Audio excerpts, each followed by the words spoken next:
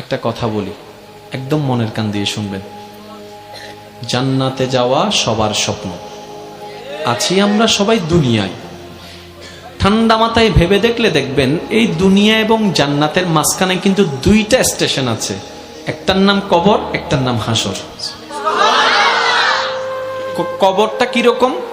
আমাদের দুশমনরা না, আপন জনেরাই কিন্তু খনন করবে, আপন জনেরাই কিন্তু লাশটা রাখবে, আবার আপন জনেরাই কিন্তু ওই দেহটার উপরে বাঁশ বিছিয়ে মাটি চাপা দিবে, চতুর্দিক থেকে অন্ধকার করে ফেলবে। মনে রাখবেন, কবর আলোকিত হয় ঈমানের আলোয়, সুবহানাল্লাহ। আর হাসর আলোকিত হবে আল্লাহর রহমতের সাথে আপনার আমলের আলোয়, সুবহানাল্লাহ। হাসর আলোকিত হবে আমলের গুণে, কবর আলোকিত হবে ঈমানের গুণে। আর ঈমানটা কানে থাকে না, মনে থাকে। তাহলে সেই মনটাকে যদি আপনি পরিষ্কার করে ফেলতে পারেন, হ্যাঁ সত্য, এটা একদিনে হয় না, এটা এক সপ্তাহে হয় না, এটা এক মাসে হয় না, এটা এক বছরে হয় না। এটা হচ্ছে বান্দা চেষ্টা করতেই থাকবে হিংসা থেকে যেন সে নিজেকে বাঁচাই রাখতে পারে। মন চাচ্ছে অন্যের বদনাম করতে, সে জিহ্বাকে কামড় দিয়ে রাখবে। দুনিয়া উল্টায় যাক, আমি বদনাম করব না, আমি বদনাম করব না, আমি বদনাম করব না। মন বলছে তাকে মেরে ফাটাই ফেল রাগের কারণে। আপনি বলবেন দুনিয়া উল্টায় যাক, আমি তার গায়ে হাত তুলবো না, আমি মাফ করে দিলাম, আমি মাফ করে দিলাম। কেউ একজন এসে বলল অমুক তোর নামে বদনাম করছে, যা যা বিশ্রী কথা বলছে, আপনি মুস্কি হেসে কথাটাকে রিসিভ করে বলবেন আলহামদুলিল্লাহ, আমি তাকে মাফ করে দিয়েছি। এভাবে যখন বান্দা চেষ্টা করতেই আছে, শয়তান আপনাকে হয়তো অন্তর ঘরে, না হয় বন্ধু বান্ধব দিয়ে কিছু কথা আপনাকে কানের মধ্যে পিন দিবে। যেমন কিছু কেউ আপনাকে এসে বলবে যে তুই কি ঠান্ডা হয়ে গেলি, তুই কি হার মেনে গেলি, তুই কি পরাজিত হয়ে গেলি, তুই মারতে পারিস মারস না কেন, তুই বলতে পারিস বলস না কেন, তুই বাধা দিতে পারিস দেশ না কেন। আপনি বলবেন দুনিয়াকে খুশি করার আমার দরকার নাই, আমার রবকে খুশি করার দরকার। সুবহানাল্লাহ।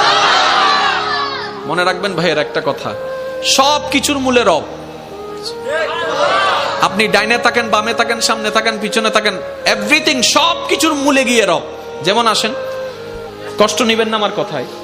কোন একটা কথা, কোন একজন মানুষ যদি প্রথমে ওই অ্যাক্সিডেন্ট হয়, প্রথমে হলো যে হন মেডিকেল ফুডিয়ে হন্ডা ডাক্তারে সাইয়েরা হবো দা চিরাং মেডিকেল লই যাব হন্ডা মাতন না হন্ডা চিরাং মেডিকেল আগা হইতাম ডাহাওলা সাইয়ের হদ্দা তো বেশি রিক্স ফাইতেন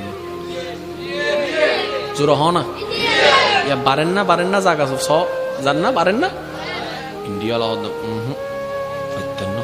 লন্ডন যাবো হন্ডা, লন্ডন সিঙ্গাপুর ইতারা হদ্দ মারে মা এই মেশিন হারাত নাই।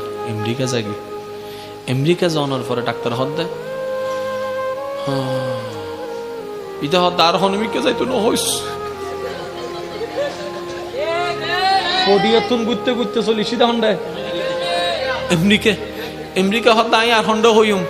ইতারা তো সিনিয়র হাসে ফাটাইতে ফাটাইতে আর হাসে ফাটাই আ হন্ডা ফাটাই আর তুন সিনিয়র মেশিন তান্ডা হনমিককে জোরহনা সিনিয়র মেশিন তার তো হনমিককে। এবার আমেরিকা ডাক্তার হতে আল্লাহ লাগর আল্লাহ লাগর আল্লাহ লাগর আল্লাহ লাগর শেষ ফল দিয়ে এর কি হস আল্লাহ লাগর আল্লাহ লাগর আল্লাহরে ডাক আল্লাহরে ডাক আল্লাহরে ডাক। ইটা হদ্দে মাইলে ফিরে ইয়ান যদি এন্ডা হতে কি হইতো দে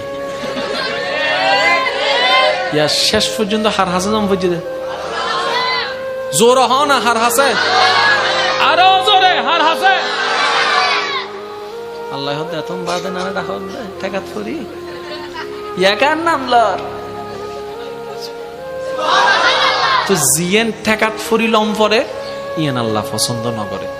আল্লাহ হদ্দে আল্লাহ পাক বলছেন বান্দা ঠেকাই পড়ে আসলে আমি রহমত করি, কিন্তু আমি বেশি খুশি হই যখন আমার বান্দার কোনো ঠেকা থাকে না, সে নিজে থেকেই আমাকে স্মরণ করে, নিজে থেকেই আমাকে ডাকতে থাকে, নিজে থেকেই আমাকে ভালোবাসতে থাকে, নিজে থেকেই আমার কাছে চাইতে থাকে, নিজে থেকেই আমার কাছে যখন সিলিন্ডার করতে থাকে, আমি রব ওই বান্দার উপর বেশি খুশি হয়ে যাই।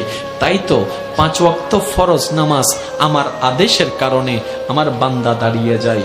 ব্যবসাকে পিছনে রেখে, চাকরিকে পিছনে রেখে, রান্নাঘরকে পিছনে রেখে, শত ব্যস্ততার মধ্যে আমার বান্দা 5 ওয়াক্তে 5 বার ওয়াক্তে ওয়াক্তে আমার ডাকে সাড়া দিয়ে নামাজে দাঁড়িয়ে যাচ্ছে। কেউ মসজিদে, কেউ যায় নামাজে, কেউ ঘরের মধ্যে, কেউ ব্যবসার মধ্যে, কেউ অফিসের মধ্যে, কেউ ফ্লাইটের মধ্যে, কেউ জাহাজের মধ্যে, কেউ নৌকার মধ্যে, কেউ গাড়ির মধ্যে। আমার বান্দা শত ব্যস্ততার মধ্যে শুধু আমার আদেশটা পালন করার জন্য 5 ওয়াক্তে 5 বার শত ব্যস্ততার মধ্যে আমাকে ভালোবেসে, আমাকে হাজিরা দেওয়ার জন্য, আমার দরবারে হাজিরা দেওয়ার জন্য, আমাকে খুশি করার জন্য আমার বান্দা নামাজ পড়তে থাকে। কিন্তু এর ভিতরেও যদি কোনো বান্দা রাতের ঘুমটা হারাম করে, যাই নামাজটা বিছিয়ে চুপি চুপি সবাই ঘুম তাহাজ্জুদের জন্য দাঁড়িয়ে যায়, আমি রব তখন আরো বেশি খুশি হয়ে যাচ্ছে। কেন? আমি আমার বান্দাকে বলিনি, সে নিজে থেকে এসেছে। আরেকটু জোরে বলেন। আমি আমার বান্দাকে বলেছি, বান্দা ঘুমাও। বান্দা দাঁড়াই গেল জামাতে নামাজে, বান্দা দাঁড়াই গেল যাই নামাজে। এবার ফেরেশতা জিজ্ঞেস করে, মাওলা সে তো ঘুমাই না, দাঁড়িয়ে আছে। বান্দা বলে যে আল্লাহ তোমারে চাই, তোমার রহমত চাই। রব বলে যে এই জিনিসটাই তো আমার ভালো লাগে, যেটা নিজে থেকে বান্দা আমার জন্য করে।